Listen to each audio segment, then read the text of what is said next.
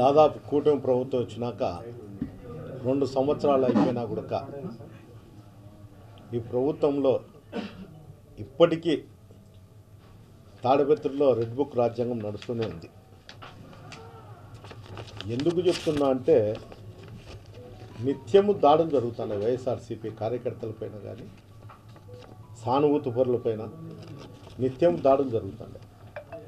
ఎవరన్నా పోలీస్ స్టేషన్కి వెళ్ళి కేసులు పెట్టాలంటే తిరిగి కౌంటర్ కేసులు పెడతారు అనే భయం కూడా కేసు పెట్టేవాడు పోయినా కూడా వాళ్ళు భయపడే పరిస్థితికి వచ్చినారు. ఈరోజు కొట్టించుకొని ఇళ్లలో ఉండి హాస్పిటల్కి పోయి చూపించుకుంటున్నారు తప్ప కేసులు పట్టాలంటే పోలీస్ స్టేషన్కి పోవాలన్నా కూడా భయపడే పరిస్థితి ఈరోజు తాడిపత్రిలో.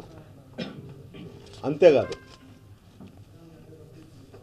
దీనికి అన్నిటికి కూడా తాడిపత్రిలో అసాంఘిక కార్యక్రమాలే దీనికి మూలం. స్టేషన్ సమీపంలోనే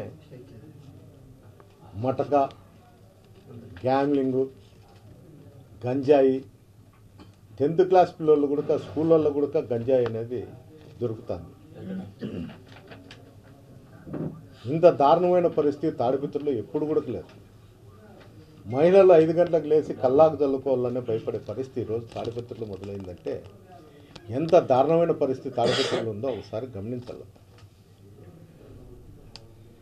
ఎందుకు చెప్తున్నా అంటే 30 సంవత్సరాల నుండి కూడా జేసీ కుటుంబమే అక్కడ పొలిటికల్గా ఉండారు. 19 నుండి 24 తప్ప ముందు నుండి 30 సంవత్సరాల నుండి వాళ్ళే అక్కడ ప్రభుత్వం ఉండి లేకపోని వాళ్ళే ఉండారు. కనీస ఆలోచనను ఉండాల. ఓ మున్సిపాలిటీ పరిధిలో ఇంత అరాచకాలు జరుగుతానే, ఇంత దోపిడీ జరుగుతానే, కనీసం మహిళలు వాకింగ్ పోయే పరిస్థితి కూడా మార్నింగ్ టైంలో లేదంటే ఎంత దారుణమైన పరిస్థితి ఉందో ఒకసారి ఆలోచన చేయాలి. అంతేకాదు ఎర్రకాలవ అది పెద్ద వంక.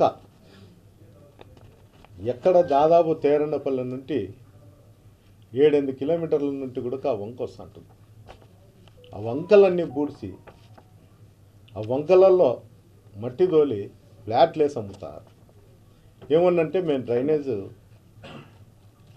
వాల్ కట్టి చేస్తున్నాము అని చెప్తారు. డ్రైనేజ్ అనేది ఎక్కడన్నా వంకకు డ్రైనేజ్కు ఎంత తేడా ఉంటుందో నేను చెప్పాల్సిన అవసరం లే. ప్రజలందరికీ కూడా తెలుసు. అక్కడ ఉండేటువంటి తాడిపత్రిలో నివసించే వాళ్ళకి ప్రతి ఒక్కరికి తెలుసు.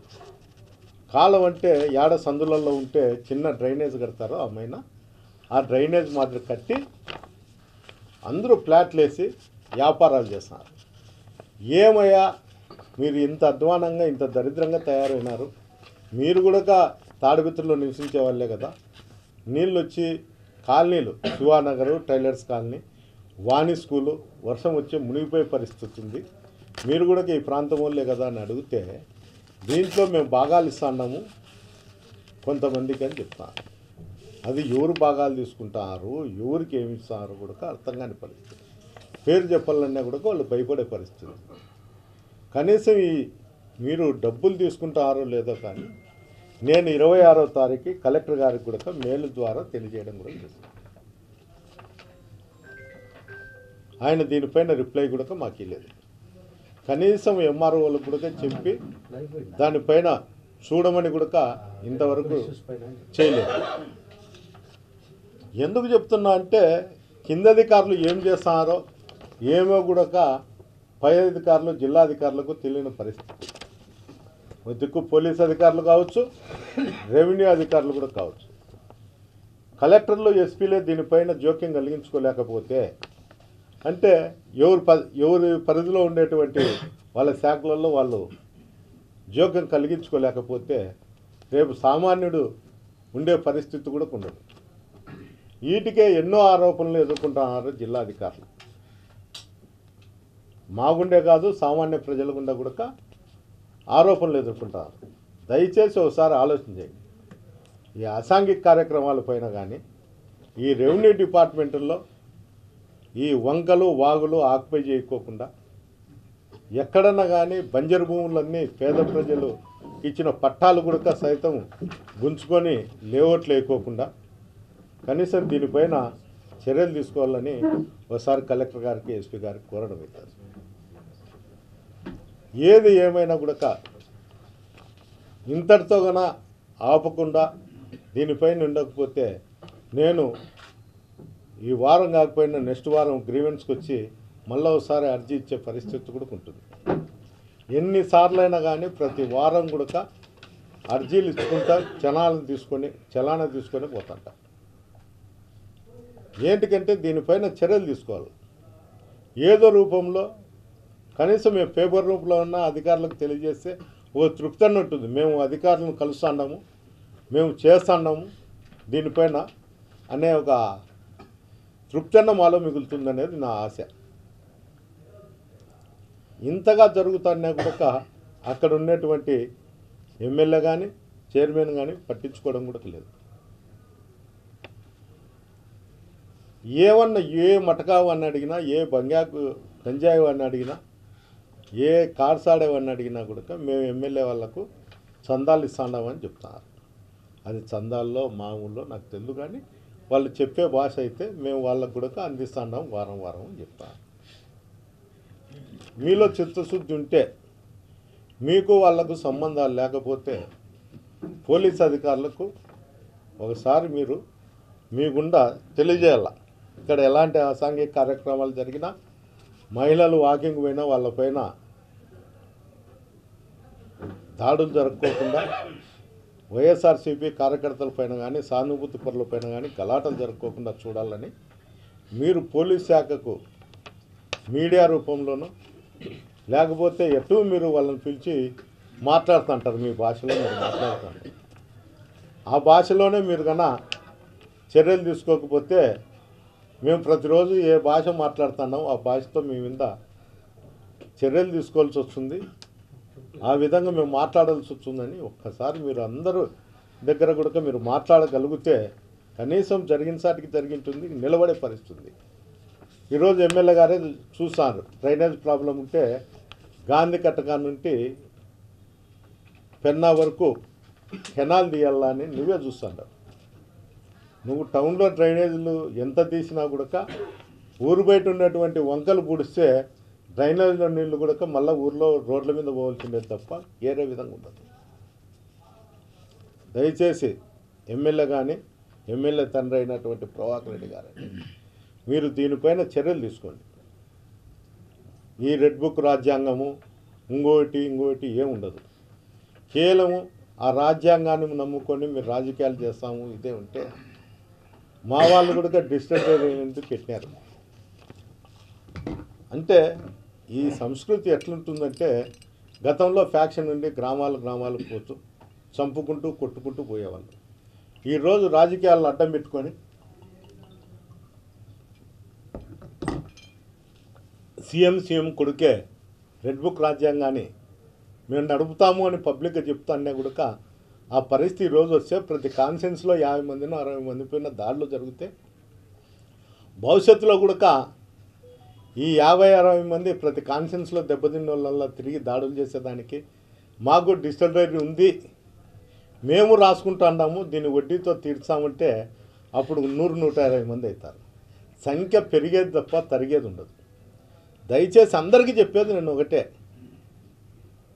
వ్యక్తిగతం వేరు, ఎవరో నాయకులు చెప్తేనో లేకపోతే ఇంకోరు చెప్తేనో మీ స్వలాభం కోసమో లేకపోతే మీ మటకాయ మంగతయ్యి బంగాక వ్యాపారాల్లో ఈ రియల్ ఎస్టేట్లో వంకలు వాగులు ఆక్యుపై చేసుకునే దానికోసము మేము ఇవి చేస్తే ఎవరి మీద దాడి చేస్తే మాకు ఆ ఎమ్మెల్యేనో చైర్మనో మాకు ఇవి చేసుకునే దానికి పర్మిషన్ ఇస్తాయని ఆలోచన మటుకు చేసుకోవద్దండి.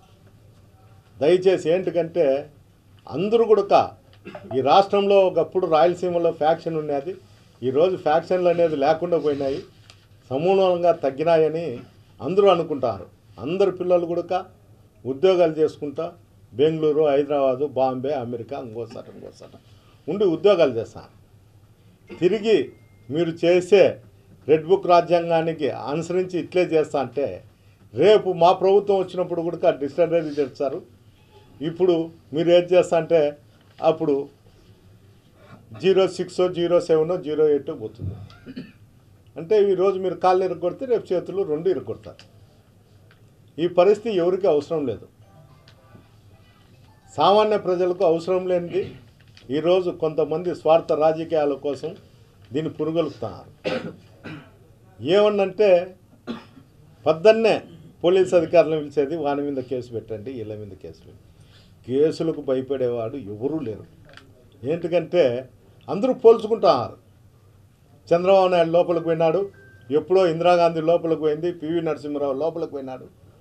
ఇంతమంది లోపలికి పోతే సామాన్యులు మేము లోపలికి పోయేది ఒక లెక్కన అని పోల్చుకుంటారు. అంటే కంపారిజం అవుతుంది. ఎట్లా వ్యాపారాలలో బిజినెస్లో ఎట్లా కంపారిజం ఉందో, పొలిటికల్గా ఎట్లా కంపారిజం ఉందో, నేరం చేసినా కూడా లోపలికి పోయేదానికి కూడా పెద్ద నాయకులు పోల్చుకుంటారు. అంటే వాళ్ళే పోయినారు, మేము పోయే దాంట్లో తప్పేముంది అంటే ఎంత సులభంగా ప్రతి మనిషికి కంపారిజం చేస్తున్నారంటే ఒకసారి ఈరోజు చేస్తున్నటువంటి దౌర్జన్యాలు ఆపాలనే నా కోరిక.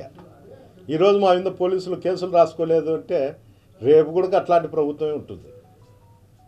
ఈరోజు ఏ విధంగా మీకు పై నుండి మీకు ఏ విధంగా గైడ్లైన్స్ వచ్చాయో, గతంలో ఏ విధంగా ఉందో మళ్ళీ వచ్చే ప్రభుత్వంలో కూడా అదే విధంగా గైడ్లైన్స్ ఉంటాయి. ఉండకుండా ఏటికి పోతాయి.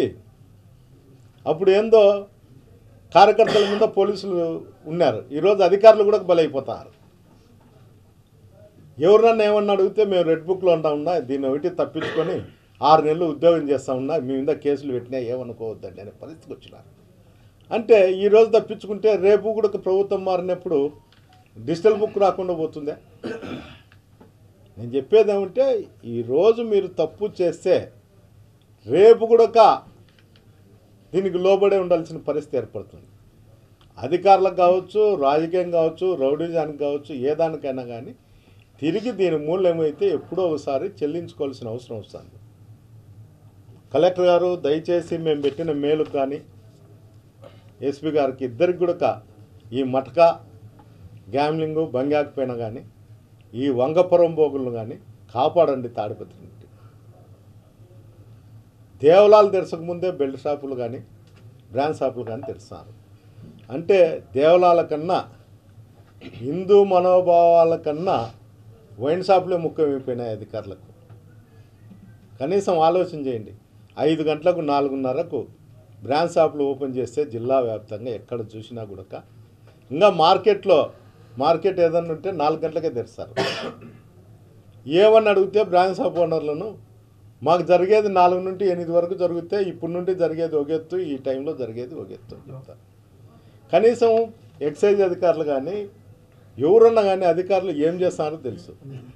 సీఎం గారేమో చెప్తారు బెల్ట్ షాపులు పెడితే తాట తీస్తాం, టైం లేనప్పుడు టైం ఉన్నప్పుడు మాత్రమే షాపులు తెరచాలని. ఇవన్నీ అధికారులకు కానీ లోకల్లో ఉండే పొలిటీషియన్లకు కానీ తెలియదా? తెలిస్తే ఏం చేస్తున్నారు? అధికారులు తెలిస్తే ఏం చేస్తున్నారు?